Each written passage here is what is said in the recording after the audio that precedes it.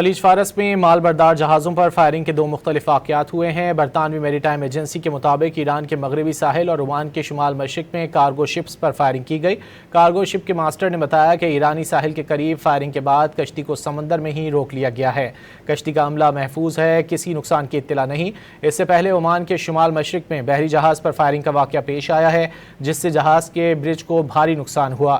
Agency کے مطابق ایک کنٹینر شپ کے ماسٹر نے اطلاع دی کہ پاسداران انقلاب کی گن بوٹ تک پہنچی۔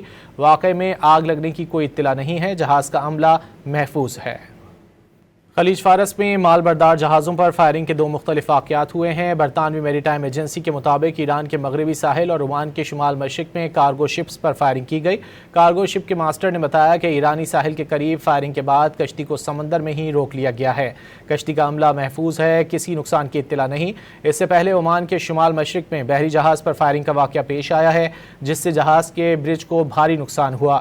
ایجنسی کے مطابق ایک کنٹینر شپ کے ماسٹر نے اطلاع دی کہ پاسداران انقلاب کی گن بوٹ تک پہنچی۔ واقعے میں آگ لگنے کی کوئی اطلاع نہیں ہے، جہاز کا عملہ محفوظ ہے۔